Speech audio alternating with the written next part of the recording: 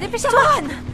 Vous êtes qui, vous? Ton vrai prénom, c'est Mika, d'accord? Tu es mon fils. Maman, Tu n'es pas le fils de qu'est-ce qu'elle cette dame. raconte, la dame? J'en sais rien, c'est une dingue. Vous Allez! m'avez... Une femme tente d'enlever de force l'enfant d'une autre personne. La mère de l'enfant appelle immédiatement la police. Léa est donc arrêtée. Mais pendant sa détention, la police découvre que le fils de Léa, Mika, est mort dans un incendie il y a 8 ans. Depuis ce jour, l'état mental de Léa n'a cessé de se détériorer. Mais récemment, Léa a rencontré cet enfant. L'enfant a la même date d'anniversaire que Mika. Et il a aussi la même tache de naissance au poignet.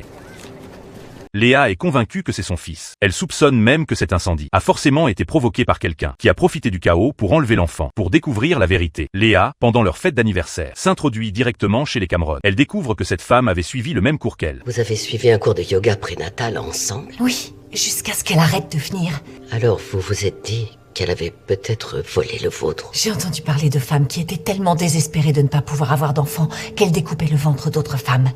Là, c'était plus facile. Il suffisait d'attendre que le bébé soit né pour le voler ensuite dans son berceau. Puis mettre le feu.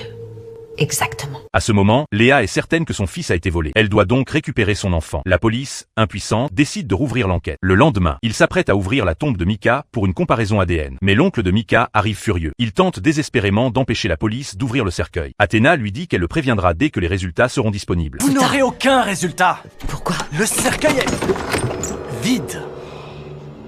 On ne savait pas comment le dire à ma sœur. Le feu, ça avait... Il restait rien à enterrer. Athéna fixe le cercueil vide avec des sentiments mitigés. Elle retourne à la prison pour annoncer les résultats à Léa. Mais Léa reste convaincue que son fils est toujours vivant et qu'il a été emmené par cette femme. Mais quand Athéna présente les résultats ADN, la vérité brise complètement ses illusions. Je suis allée les voir et je leur ai expliqué la situation. Elle a accepté. Nous avons testé Cameron. Son ADN a été comparé au vôtre et au sien, et le sien correspond bien. Ce petit garçon est son